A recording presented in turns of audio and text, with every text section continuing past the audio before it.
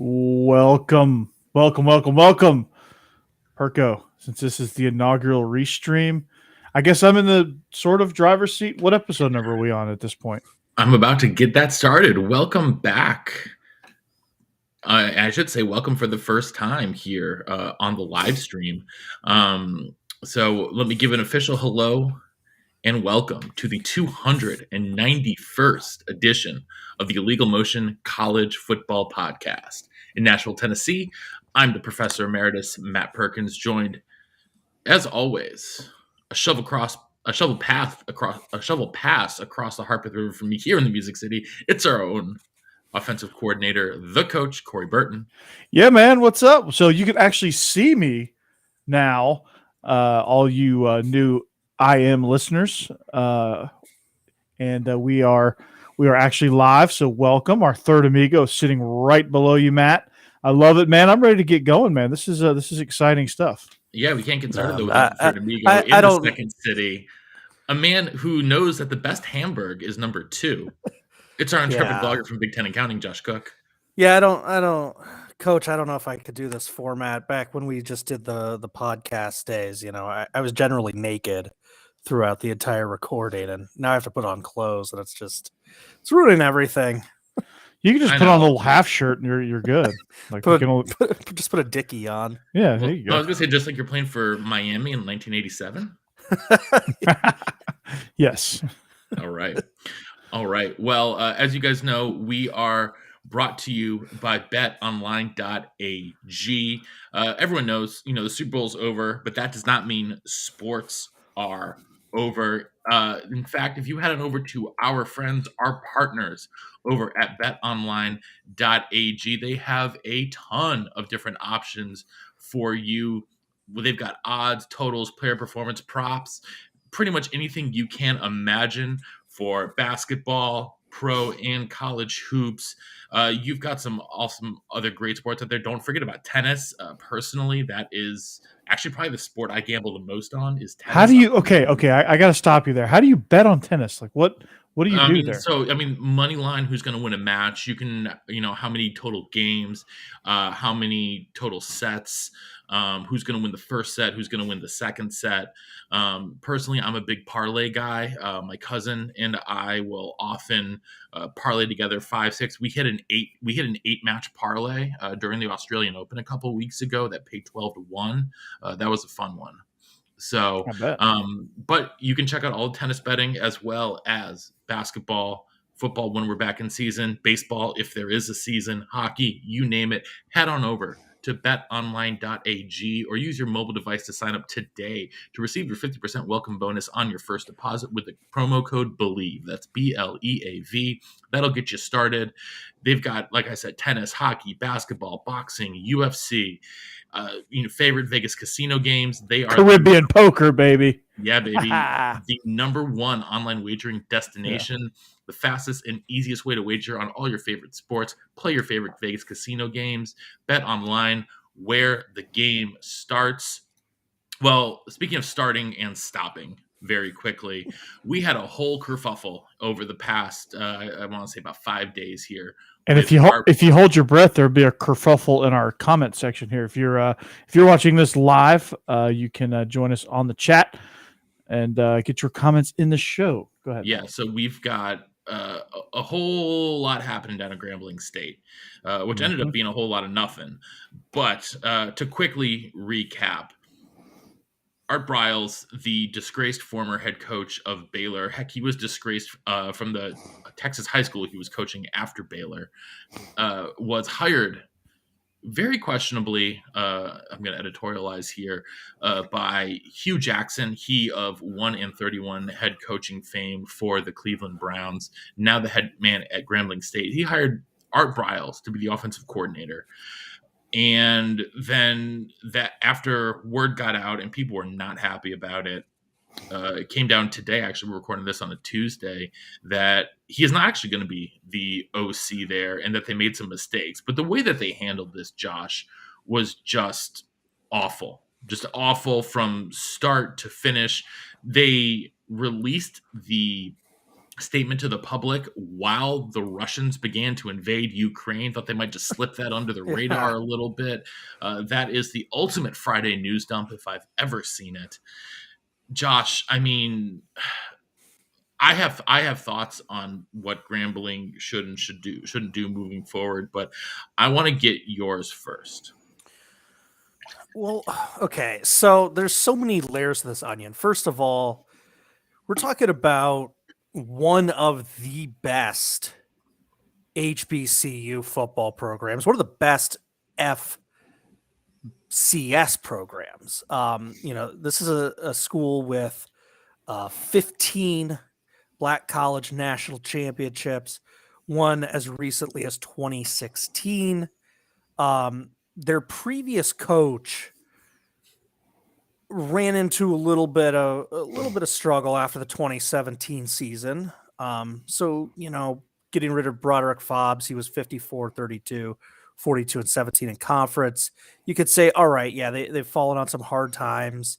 The COVID season was atrocious. 2021 wasn't too hot. So making the change there, okay, fine. But starting with layer one, Hugh Jackson. 3-36. Hugh Jackson. So what at Cleveland? Yeah. Let's throw in his Oakland numbers. Let's give him a little bit of some bump. Oh, that bumps him up to 11-44.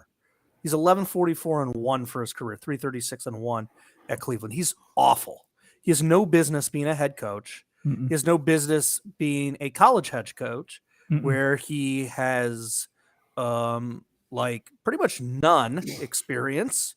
So there's layer number one. Layer number two, let's assume, just for the sake of a thought experiment, that Art Briles had no taint whatsoever. Let's say he had just retired of his own accord back in 2015, just for the sake of this. Wanted to spend some time with his family. Yeah. You're telling me you want to hire a 66-year-old offensive coordinator who hasn't coached in college football in 7 years. Idiotic hire. Head coach, idiotic hire, offensive coordinator. Then you factor in the reason why Art Briles was fired in disgrace. This guy has no business being around any university.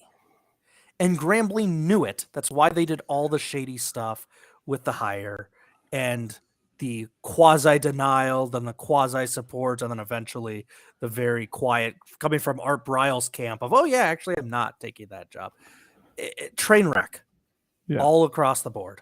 Absolute train wreck. Coach, did you see the absolutely asinine excuse and thing that Hugh Jackson put up as like sort of the rationale behind hiring him, and almost painting Briles as the victim in all of this and talking about re-victimization?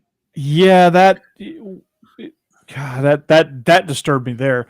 That honestly could be a fireable offense for Hugh Jackson. I mean, what kind of judgment do you have to stick your nose in that situation? I mean, that's a toxic situation. What Art Briles did and allowed to happen when he was at Baylor University was absolutely despicable and disgusting. And you want to welcome that into your program, a storied program like Grambling State. Eddie Robinson is, I don't know, he would be beside himself if he were here right now. He's rolling over in his grave. And it's a disgrace. Rolling over in his grave. He is one of the great football coaches in college football history. Yes. And you are completely tainting his legacy and what he did for that program by running this clown show. Is there not another offensive coordinator out of the thousands of coaches out there that could have been a better hire than this? Coach, is there not a much better hire? Yes, I would have. And I would have gone there in a heartbeat, man. That's a storied program. Is there not somebody like, why are you even hiring Hugh Jackson? Like what qualifications did he have just on outside of judgment alone, you look at his record, you look at what he's done. He's got to be a hell of an interviewer, I guess. I don't know, but I mean, there's TSU questionable to hire Eddie George, but that seems to be working. He's got a good head on his shoulders. Coach Prime doing the things he's doing at Jackson State. But we kind of knew Coach Prime would be good. We knew that Coach Prime would be good. We knew he'd be able to recruit, but we also knew that he showed head coaching chops, at least in a very high level in Texas high schools. Right? Yeah, absolutely. And Texas high schools might as well be FCS. In a lot of places. Some programs, absolutely, and definitely where he was. So we knew he was going to be good. We knew the pedigree that he has. What pedigree does Hugh Jackson have? A lot of losing at the NFL level, none whatsoever. It would have been better to hire Chad Ochocinco than Hugh Jackson. I mean, Coach, even if he is still, I love Chad Ochocinco. Josh mentioned he's been out of the game for 7 years. Even if, we're talking about like the Baylor situation was something we were talking about in our first year doing this podcast. Yeah. We're entering our 9th season here. Mm-hmm. I remember that. And, we were talking about that, and, we were all grandstanding about it, and rightfully so. But, Coach, even if he still has it mentally, can still scheme it up, 7 years for being out of the game.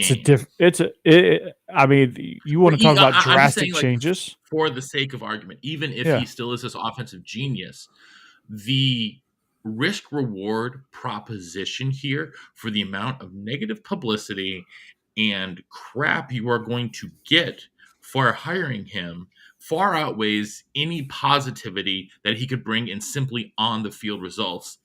On top of that, if I have a son who is being recruited by Grambling as well as Alcorn State, Mississippi Valley State, any of the HBCUs in the area, Southern, Jackson State, whatever, every single coach can use that against him and use that against the program. Be like, I'm sorry, like if I am Coach Prime, we'll just use him as an example, same conference, I'm going to go down and say, do you want your son to go learn and grow under a person who ignores rape and ignores sexual violence?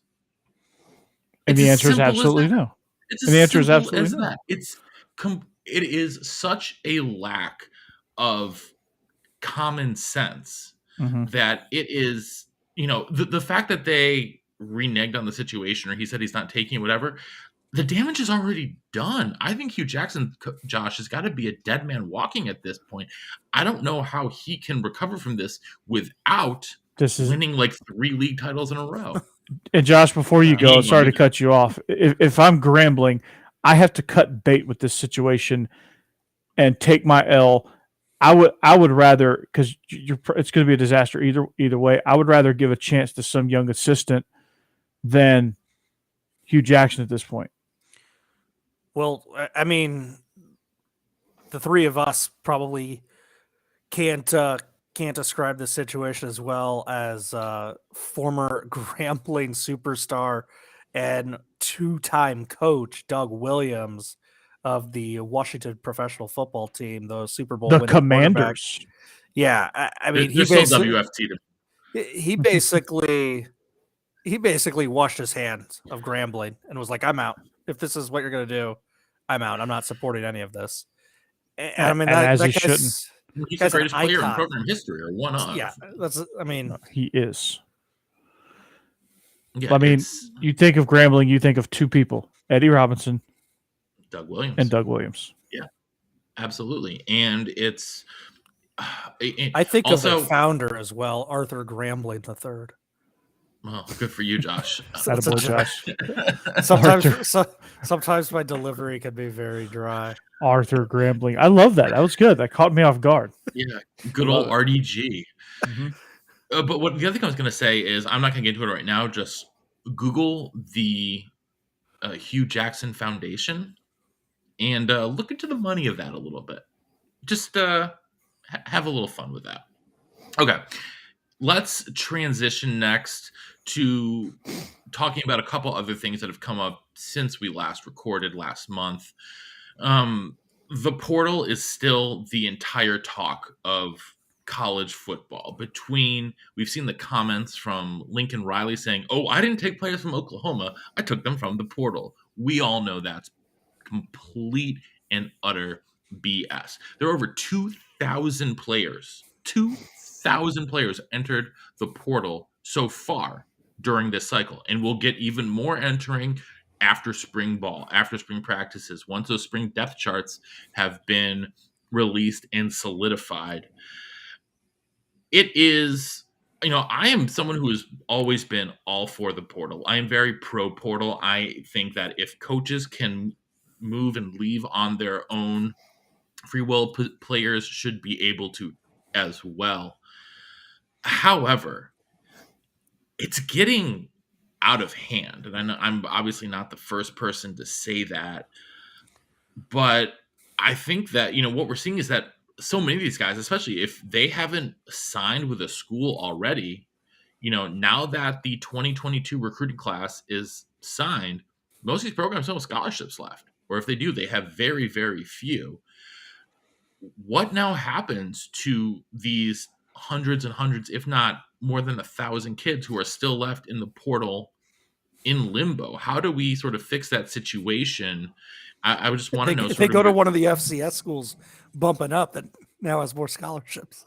Who's that? James Madison. Yeah. Is there anyone else bumping up? I can't remember. There's a couple. Yeah, there's probably a couple, but no, I mean, North Dakota State. Division II is about to get an influx of people. Missouri State's about to be loaded with some Power 5, with some P5 guys. No, but I mean, I think honestly the only fix is for these kids to learn a hard lesson. And that sounds harsh, I know, but you can't just willy-nilly jump into the portal without somewhere to go. Yeah. But also at the you're taking that risk. You're not allowed to contact other schools if you're not in the portal, right? I can't be I live here in Nashville. I mean, come on. I can't be here. Yes, coach, I know, but theoretically, yeah, I can't be a player here at Vanderbilt and start, shooting DMs. I mean, I probably would be, if I'm trying to get out of the tire fire that is Vanderbilt football. I'd be shooting my freaking highlight film to anyone who is going to, who's going to give it the time of day to watch it. But, Vandy lost a ton of guys to the portal too. That's a different story. But it's really interesting to me to see how many of these guys are leaving. But I also think that on the flip side, it tells us a lot from the outside. Josh, do you know how many Auburn players entered the portal this cycle? You said there was 2,000 players in the portal? Yeah. From Auburn, probably 1,900. Yeah, I was going to say 1,800. No, it's actually 20. 20, but you think you have 85 scholarship guys, and 20 of them are in the. That's nearly 1/4 of your roster has entered the portal. Well, also another factor is when they expanded rosters due to COVID. Yeah, and then they shrank it back down to 85. You had a bunch of guys get processed. Yep, a ton of them got processed. That's also a factor in the influx of numbers. Alabama had 14 go in the portal. Yep. I mean, Georgia had, I think, 10 or 11 or something like that. 10 or 11 or 12. I think Georgia. Yeah. Well, I know. I thought I counted 8 for Georgia, but maybe Brian Ferentz went to the portal, but he came back. Josh would do anything to get Brian Ferentz away from the program. He just got promoted. But how do we is it just the Wild West now? Like, is there anything to cure this? Anything to do about it? You just got to let it stabilize and normalize, and it, like everything else, it will. Also, because if you're a kid that doesn't have prospects, sorry, Josh, to cut you off, but if you're a kid that you're not sure if you have prospects anywhere else, well, you go to the portal light program and say, okay, good luck. Well, you don't have a scholarship back here next year, and then you are SOL. And you only haven't lost the ability to play football. You've lost an education. And let's face it, FBS schools, for the most part, you're going to have better academics than you are at definitely the D2 level, but a lot of the FCS schools as well. Yeah, I think there are a few things that could be looked at. maybe the idea that you don't have to sit out a year, maybe that rule could come back, and it would make people pause a little bit. You don't. No, but he's Yeah. saying, Josh is saying that if you go through the portal, maybe you do have to now go back to sitting out a year. Maybe that would make kids less likely to enter the portal. I wouldn't count that against their eligibility, though. Interesting. There's little, Like a forced red shirt year. yeah, there's like little tweaks like that where, maybe when it's this wide open, you jump in real quickly and you don't really think about it. But if you're like, oh, losing a year, huh? Well, maybe I will stay. I think if you're a head coach at a program, you take this number and say, listen, do what you want to do. But if you go to the portal, there is a chance that you could be left out in the cold. Yeah. Look at the 2,000 people from last year. Yeah. They don't have a home. Yeah. Yeah. But some of them do. A lot of them don't. Whatever you want to do, it's up to you. I'm going to put the ball in your court. We want you here, obviously, but we're going to put the ball in your court. I'll put a bow on it here. Sorry, go ahead, Josh. I was just going to say, I think that one thing that, not necessarily the portal itself, but one thing that I'm sure will get unraveled at some point is the whole, like, Lincoln Riley's entire recruiting class basically going with him to USC. Like, at what point, we need to, like, Watergate investigate this. Like, at what point did he know he was going? At what point was he already a foot out the door? At what point was he recruiting those California kids, basically saying, like, hey, I'll be at USC in like 5 months. Like, at what point during the Oklahoma season did he just go, I don't give two shits about this program anymore? It was about 20 minutes after Clay Helton was fired. Mm-hmm. And I mean, he's a pariah. I will laugh. I mean, he showed his true colors. If he doesn't succeed. He showed his true colors. And as you guys know, I am a staunch UCLA guy, and so nothing would make me happier than to see Lincoln Riley completely crap the bed and crash and burn. Yeah. We'll see what happens there. All right, before the Charmin Coliseum. Charmin Coliseum. No, I was going to say the Depends Coliseum because they're going to need it. All right. Well, before we move on, I want to remind you guys that we have a new sponsor here, and they want to remind you, what could possibly be more important than peace of mind, and that is nothing. And that's what NordVPN is here for, to give you peace of mind while you are online. And with all the threats you face today on the internet, it's more important than ever to be sure that you have the best VPN that you can get. NordVPN is the world's best VPN service, offering the fastest connectivity, most servers, and next-gen encryption to make sure that everything you do online stays secure. Plus, you can use NordVPN on all of your computers and devices, no matter the operating system.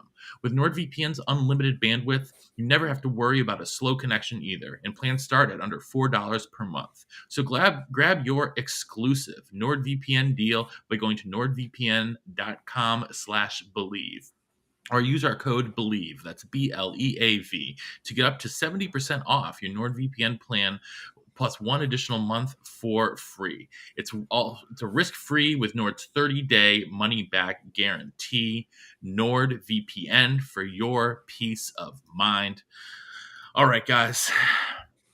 Since we last talked, unless it did come across the wire during all of our Coaching Carousel podcasts, one thing we did not talk about was the Hawaii job. Ooh. For a minute there, it looked like they were going to be bringing back June Jones, I want to say. Yeah, June Jones was angling for the job himself, but instead they went with the Hawaii Doug Williams, Timmy Chang. And I think this is a really interesting hire. I like it. Okay, so Coach, tell me what you like about this hire, because I have a couple questions that I'm going to want to ask you about. But let's hear about it a little bit more. Let's look at Hawaii as a program in general, because there's somebody that they're obviously not going to go out and get a big name. So you got to get somebody that's young, hungry, knows the program, knows the landscape. Timmy Chang knows all of that. He's a smart guy. Played in June Jones's system. I think. I mean, do I think he's going to come out? Do I think it's a home run? Possibly, but it's a risk that I think Hawaii should take, because he is I wouldn't say well respected. He's well loved, well respected. A huge part of that university's history. I mean, I think for those reasons, he will do well there. Now it's just a matter of him getting his feet wet as a head coach and doing all of the head coaching things that you do that you're not used to otherwise. But I think from a lot of other factors, I think he's a great hire. And if his coaching ability catches up with all of those things, I think he'll be really, really good for Hawaii. Interesting. So Josh, he came over. He's been a wide receiver and tight ends coach mostly over the past couple of years at Nevada. This is a big bump up from being, a position coach to being a head coach. Now, obviously, yes, we all know he knows the lay of the land. His collegiate career was almost unmatched statistically. He put up absolutely silly numbers. That 2004 season was really special until they got absolutely beat the F down by Georgia. Coach knows all about that one. Mm-hmm. So as I raise our illegal motion custom beer glass, look at you, to Timmy Chang, because I am going to be rooting for him to succeed. Mm-hmm. Josh, I think it's really tough for some of these guys to come back and have their first head coaching gig be at their alma mater. There is so much pressure there.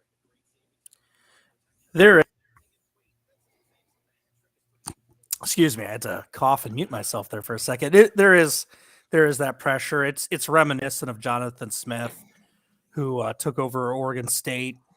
His alma mater. Yeah, he's done a pretty good job. Took them to their first bowl game under him just last season. What I like about Timmy Chang, coach laid out, local kid, knows the program, knows some of the handcuffs with that program. But, he was on June Jones as a player and then was a graduate assistant with him. You look at some of the passing numbers that Nevada has had under him.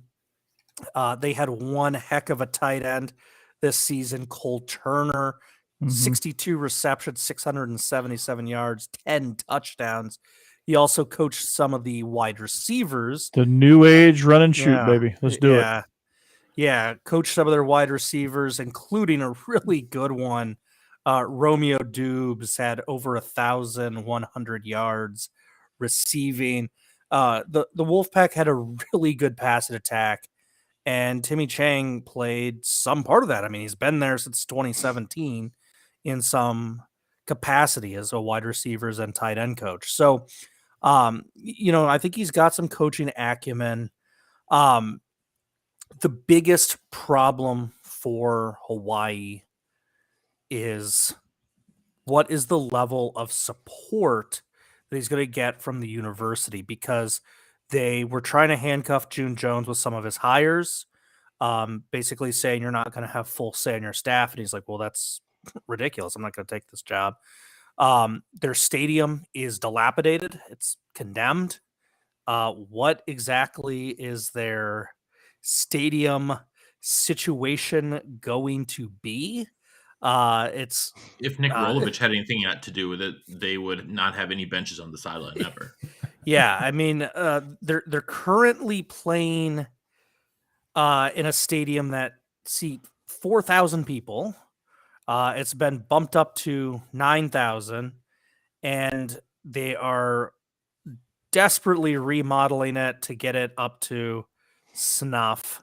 It's like a high school field, isn't it? Yeah, they claim that for the 2022 season and beyond, it'll be up to 15,000. So That's still the smallest stadium in FBS, I have to imagine. 15,000. Like who is a stadium yeah. smaller than 15,000? Like Well, that's even San Jose State has a bigger stadium than that. Yes, they do. the NCAA requires average of at least 15,000 in actual or paid attendance over a 2-year period. So it's barely making that threshold. So I mean, it's better than Aloha Stadium. Like I said, that thing had been, I think, condemned. Yeah, condemned. So what's the level of support? And this is before even all the geographic constraints and travel required and all that fun stuff that Hawaii would have, even if they had state-of-the-art facilities. So, if Timmy completely bombs, I'm actually not going to judge it as his failure, but I'll be like, wow, that's kind of systemic of where Hawaii football has gone since June Jones. So it is a very, and that puts in perspective what June Jones is able to do there. That is a hard place. That is a difficult place to win. And Timmy Chang knows what it takes, but can he overcome some of the other factors? That will remain to be seen, I think. So to me, I think he checks a lot of boxes. The experience box, obviously, he doesn't check, but again, it's Hawaii. They will have some patience with him.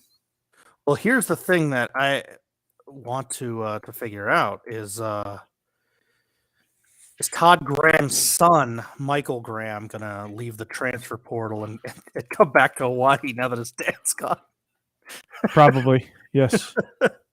Did you guys see Todd? Speaking of Todd Graham, but it's Todd Grantham. Did you see that third Grantham has now joined Alabama? Oh, is he the next on the Nick Saban redemption tour? Mm-hmm. I think Saban's jumping the shark at this point. I mean, I thought he jumped the shark when he got Bill O'Brien, but I think he's just messing with us all. If Saban wants to prove that he can actually improve random assistants, he's got to go big. Brian Ferentz, associate head coach and offensive coordinator. Make it happen. Are we talking about Ferentz's promotion today? Yeah, let's talk about it. Why not, Josh? What happened? Well, former offensive coordinator. Is he coming out with a new clinic? Probably. That we should watch on. So inside zone this time, though, not outside zone. So it's going for 3 hours. Former offensive coordinator and former quarterbacks coach Ken O'Keefe, from the early days of Ferentz, left. I don't know when. I'm going to say like 2010 to 13, 14, kind of around there, maybe. I don't know the exact time that he left, but Ken O'Keefe left. 2011 was his last season. Yeah, went to the NFL, came back a few years ago to serve as quarterback coach. Spoiler alert: Iowa's quarterbacks haven't been very good. And so Ken O'Keefe was, I think they would call it in baseball, designated for assignment. DFA. But basically O'Keefe moved into a different role, probably one of those very nebulous, like associate to the head coach, assistant to the head coach type roles. But he's not going to actually be the quarterback coach anymore. So current offensive coordinator Brian Ferentz, who's shown no aptitude. In fact, he's shown ineptitude. Well, now he's just going to coach the quarterback. So the good thing is, he was a record-setting quarterback back at his time. Oh, wait, no, he wasn't. He's an offensive lineman. But so now he's coaching the position.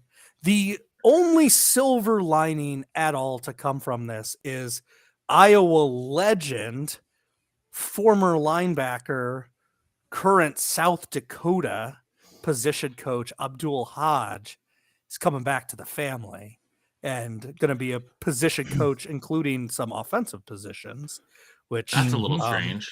Which is a little strange. Yes. Are you seeing some issues with Iowa's coaching staff? To be fair, Wisconsin effectively fired their offensive line coach. They told him to go find another job. He found it at Virginia Tech, and they moved their inside linebackers coach to offensive line.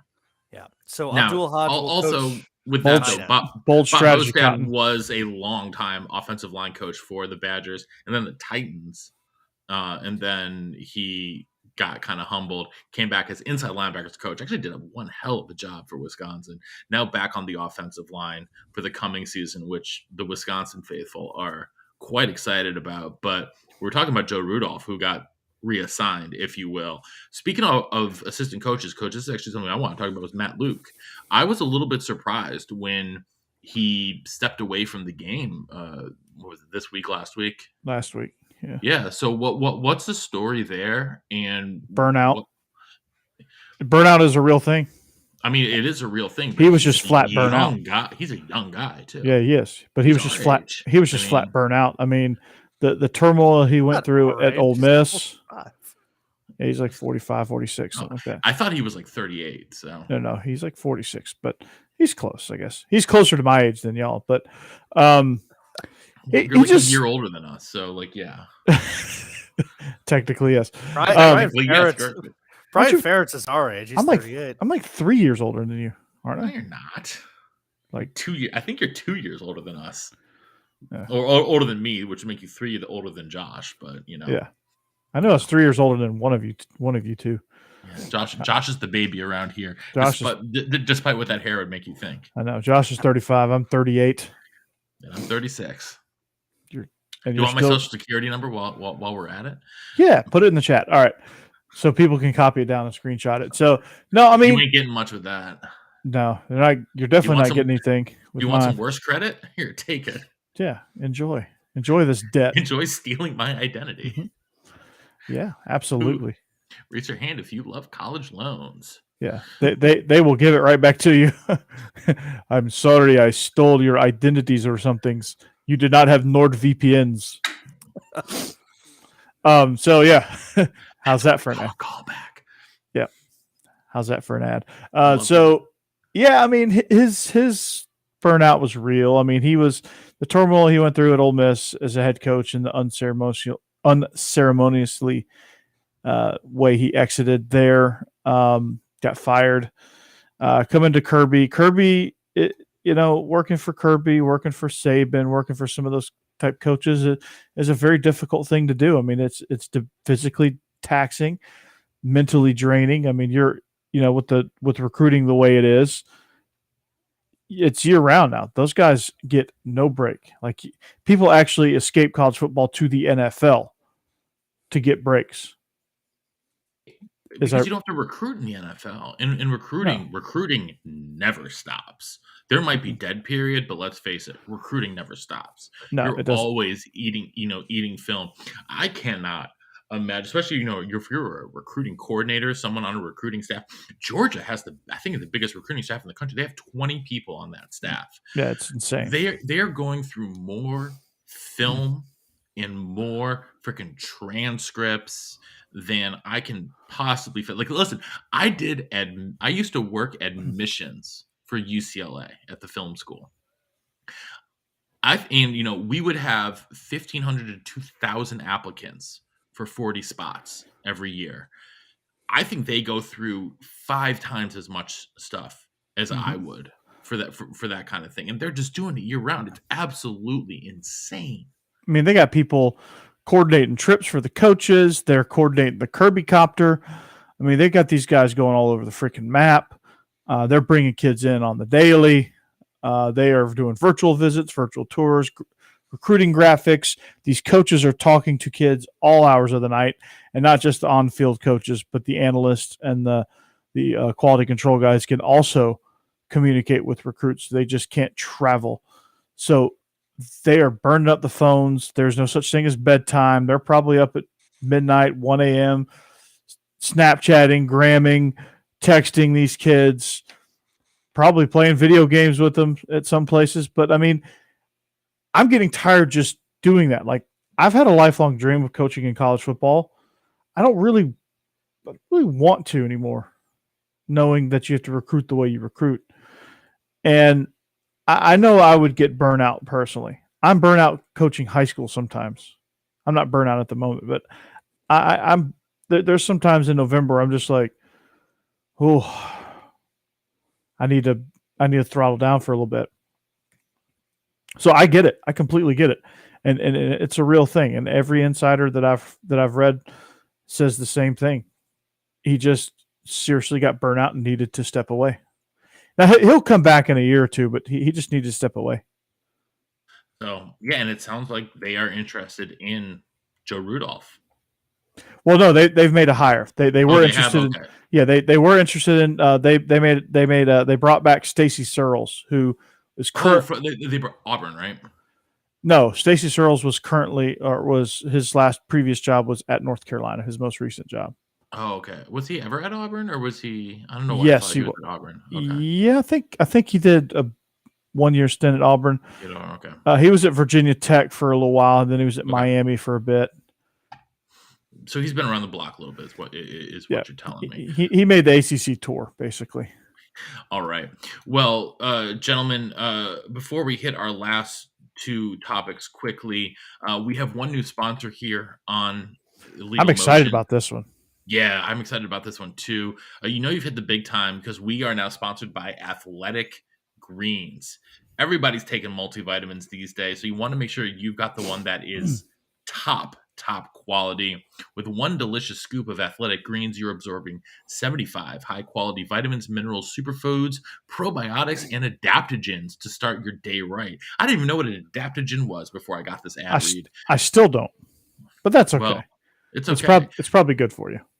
I would certainly hope so. The special blend from Athletic Greens supports your gut health, nervous system, immune system, energy, recovery, focus, and decreases aging. It's lifestyle friendly, fits a wide range of diets, and there's only 1 gram of sugar and no chemicals or artificial anything. So to reclaim your health and arm your immune system with convenient daily nutrition, all it takes is 1 scoop in a cup of water every day, and that's it. And it actually tastes pretty good. I had some of this shipped to my house, and you would think it might be tasting like super kale-y. It's not. It's actually pretty easy going down. And speaking of making it easy, Athletic Greens is going to give you a free 1-year supply of immune-supporting vitamin D and 5 free travel packs with your first purchase. All you have to do is visit athleticgreens.com/believe. That's BLEAV. Again, that's athleticgreens.com/believe. These statements have not been evaluated by the Food and Drug Administration. These products are not intended to diagnose, treat, cure, or prevent any disease. Athletic Greens, take ownership of your health. Nice. All right, Jen. That was a nice fast read. Hey, you know what? I can do a couple things these days. You actually might not know this. I don't think I told you this, Coach. I'm writing a lot of the copy for these ads for Believe now. Are you really? Yeah, I wrote the NordVPN copy. Did you really? Yeah, nice. that was all me. Oh, look at you. So, these statements are not evaluated by the Food and Drug Administration. These products are not intended to treat, diagnose, cure, or prevent any disease. How's that? Yep. That's pretty good. Which reminds me, in high school, I did debate. I did debate club for a year, and I don't know if you guys have ever been to like a debate tournament. People speak stupid fast in debate, just absolutely stupid fast. So I got better at that, but I always had the problem because you guys know I have a lisp, and so I would my tongue would literally get in the way. Like I could not talk as fast as I was thinking. Anyhow, the opposite of that is not doing anything, which is what the NCAA Rules Committee is doing, because they are not fixing the playoff again, and they're not going to revisit it until this current contract, this 12-year contract, is up in 2025. Wow. You guys can go back in our archives. We have an entire show dedicated to how we would fix the playoff, what we would do. This ranges from, I think, going from what we believe would probably be the best way to do it is an FCS model, 24 teams, going all the way back to the old school bowl system, which at this point, I honestly think I might favor. I really do. Yeah. However, I'll get into that in a second. I mean, they didn't do anything, and what shocked me is that because so many of these conference commissioners are just all about the money, reports are that they left $450 million on the table.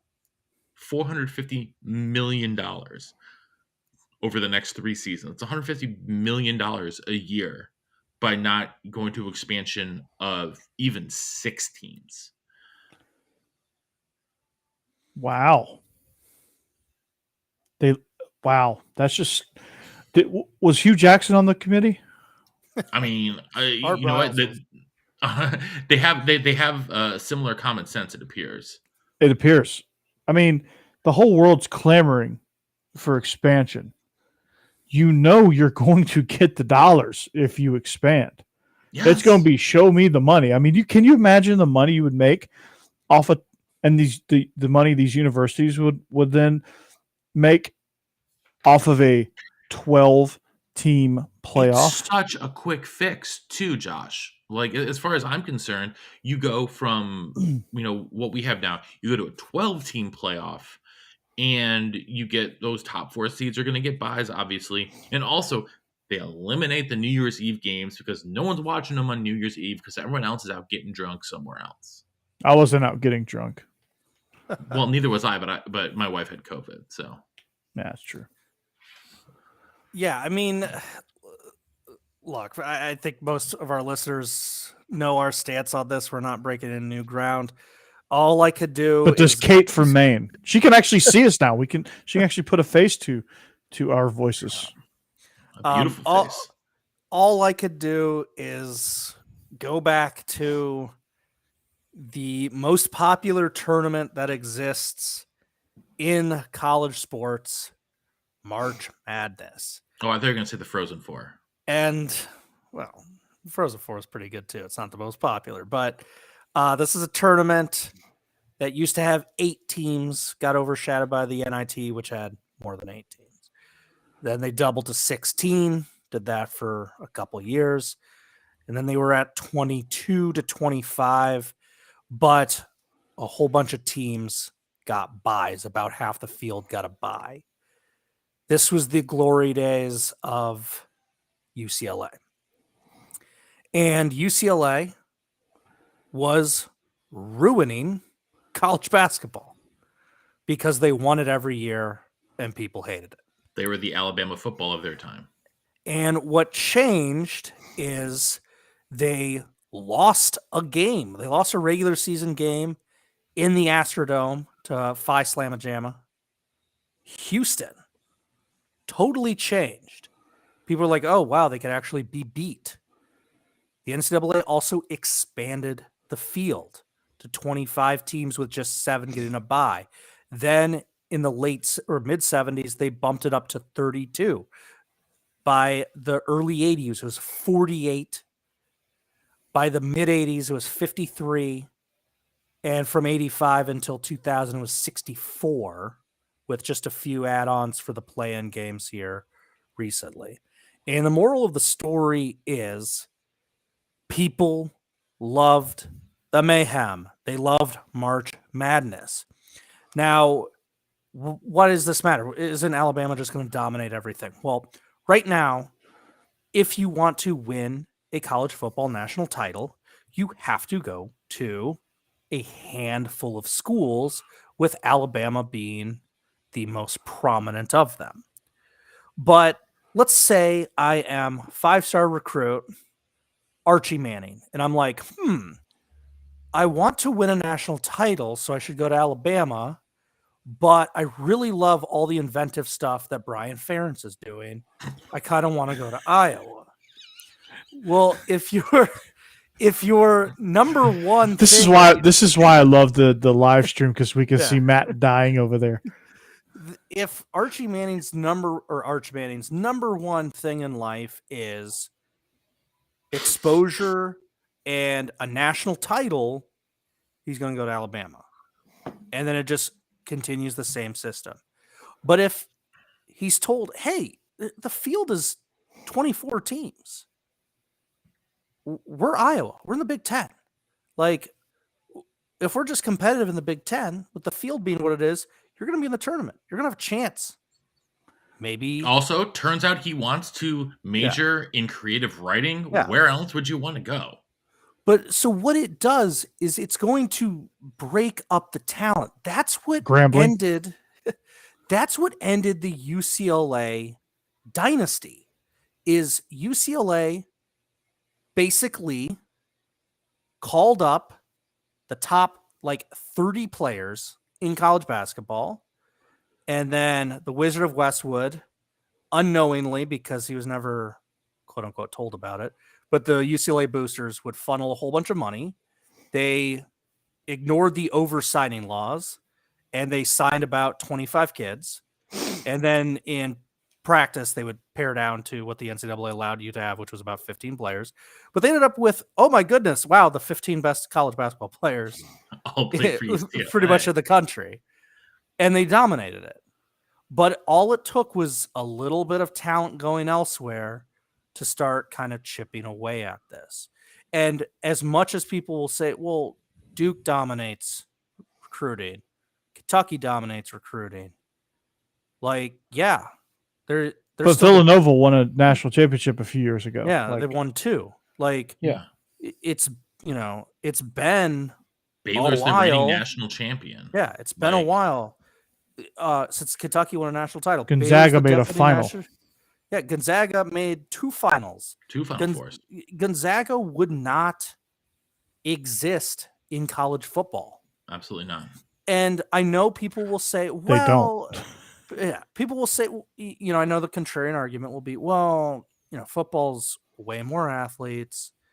It's not the same. You need to have a complete team. In basketball, one guy can make a difference.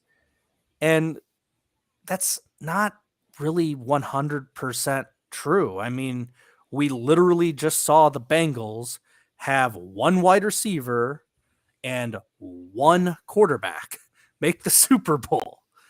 Like, crazy things can happen. Dog, that was all Eli Apple. Crazy things can happen. We saw Cincinnati.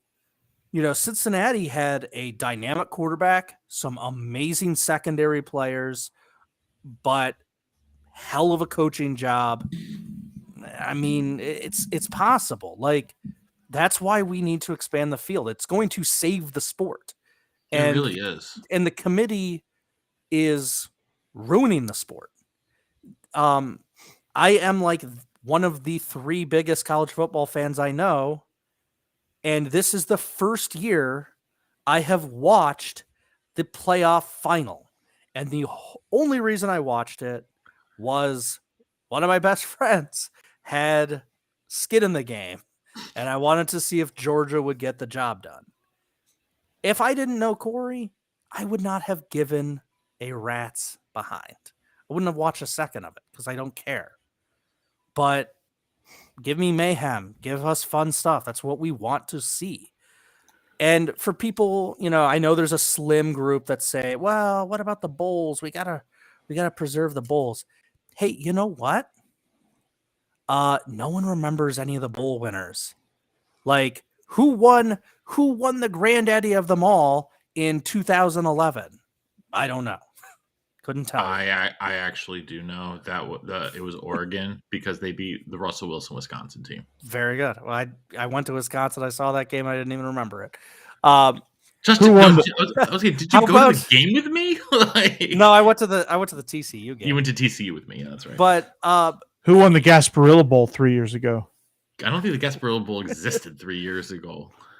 And I mean, the other thing, too, lastly, to kind of tie a bow on this, go back to basketball for just one moment to kind of see how stupid this is. The NIT was more prestigious. And you know what? Yeah. Things changed. No one remembers the 1949 NIT champion. No one remembers the 2019 NIT national champion. Also true. They don't. True. Nobody cares. It's just extra basketball. But people remember where they were with back-to-back Butler national title games. George Mason.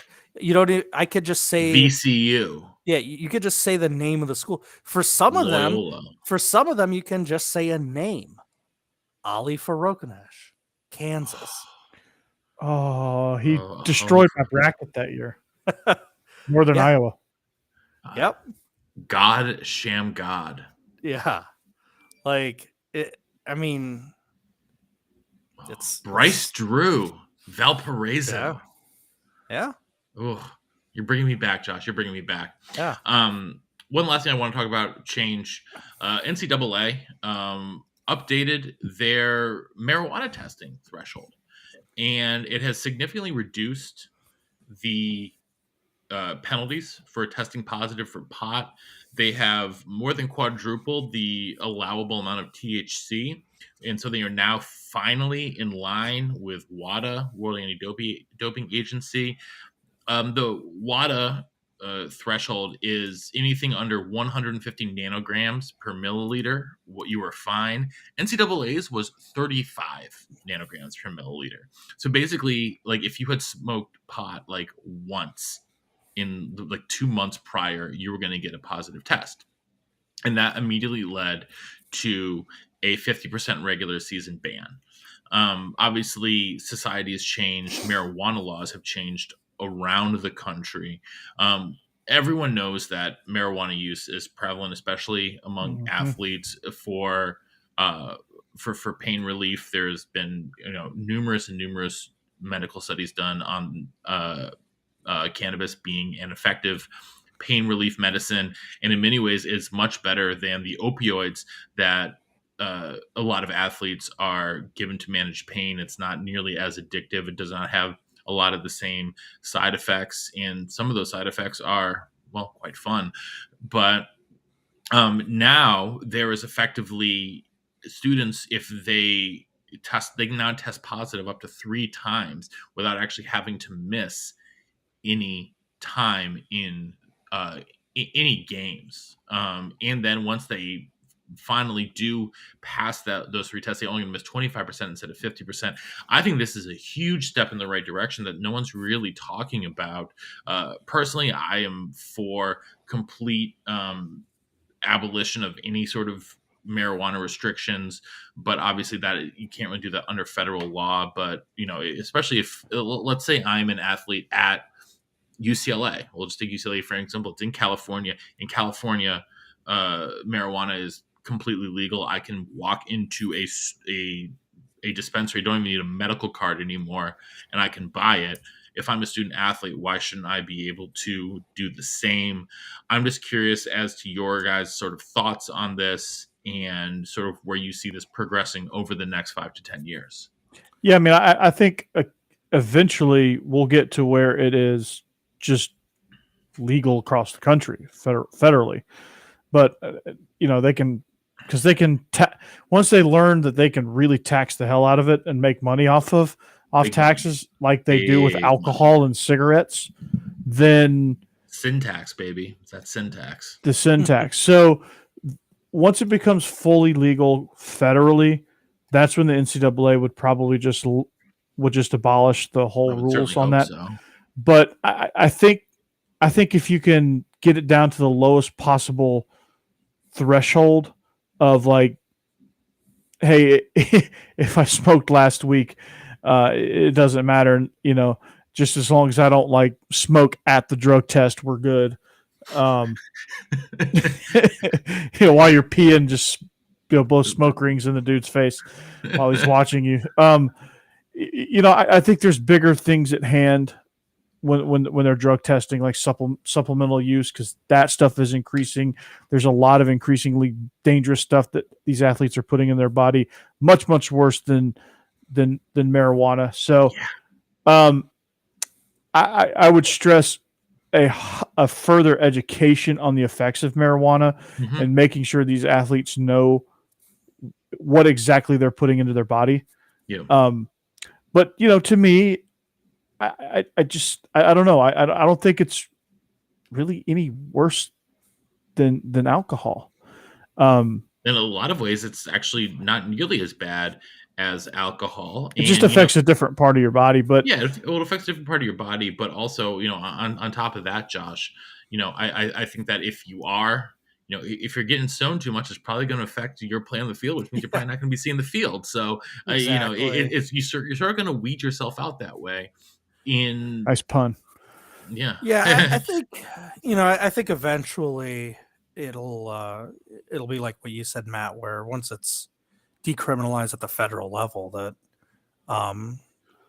that'll change quite a bit. Because it makes no sense if it's legal in a state or jurisdiction to really do much more than maybe a little bit of educating on it to that point. I do think though it's interesting that, and this goes for alcohol as well, that a lot of the penalties are really like coach dependent, school dependent, and quite frankly, how important the player is. Where it's like, oh, the third string punter got a DUI, so he's kicked off the team. But the starting but Spencer Petrus gets popped on a drug test. The starting quarterback. Iowa might be better without the starting quarterback gets a DUI, and it's he's just gonna miss the first series. It's like, oh, okay. Or the worst feeling is like, oh, our coach is like an old curmudgeon who like suspends you for the rest of the year, and our biggest rival doesn't have any suspensions whatsoever. And it's like, wait, what? How is there not like a little bit more uniform? Like, here's the thing, you get blank, it's blank, and every school is on board.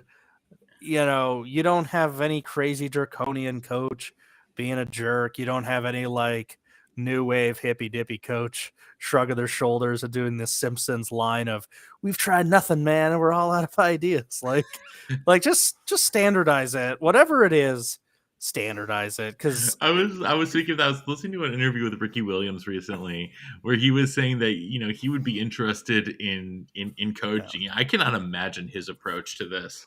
Well, so he'd probably have everyone smoking as a team. But all three of us are in education, and the worst thing possible for any sort of management is Timmy has their cell phone out and you don't say anything.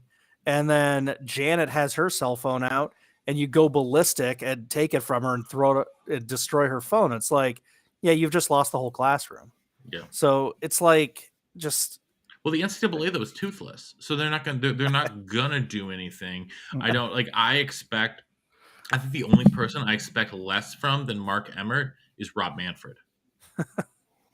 So wow, nice. I'm going to leave it there. I think that's a good place for us to wrap this up this evening. Hey Matt, before we get out of here, I just want to mention on our inaugural live video stream here that the different places you can find us. You can find Matt at Believe in Badgers. Him and old Matty Bernstein, the Hebrew Hammer himself. Do a tremendous job with that show. That show is growing very rapidly. You got big stuff in the works, gentlemen. I am super excited. We had I can't reveal this publicly yet, but we had a really big productive meeting today with someone very important in and around the Badger program, and they're going on Skinamax. Oh, wait. No, well, that's for our OnlyFans page. So there you go. God. Oh boy. So they don't call him the Hebrew Hammer for nothing, folks. All right, that's my cue to click the leave button. I'll see you all later. And Josh is like, wait a second, hold on, no. I'm gonna do some research. Believe in Badgers, believe in Vandy. We're on an off season. We're taking the offseason off a little bit. My co-host Ryan Seymour just had a beautiful baby girl. Congrats! You'll come back. You'll come back when Vanderbilt football is competitive again. So that show will restart in about 2029. You think it's going to be that soon? I don't. And I'm a season ticket holder. Believe in Badgers is where I'm spending a lot of my efforts these days. Obviously. You guys, the OG podcast. We are that's the 9 years and growing. Yeah, baby. Entering season 9. That is absolutely insane to me. You can find the coach. Believe in dogs. Believe in Georgia football. Beasts of the East. What else you got kicking around these days, Coach? You got more podcasts that I can keep up with. Yeah. So yeah, believe in Georgia Dogs, of course, with Israel and I, and Beast of the East with Vinny Hardy and I, and SEC After Dark, which you can find all on these whole platforms. So it's exciting, and I will kick it back to you for so that we can close. But find us, keep on finding us, and keep on listening. All right, gentlemen. Well, thanks so much. And until next time, on behalf of our own offensive coordinator, the coach, Corey Burton, in Music City, and our intrepid blogger from Big Ten Accounting, Josh Cook, up there in the Windy City, this is the Professor Emeritus in Nashville, Tennessee, saying so long and see you next time on the Illegal Motion College Football Podcast.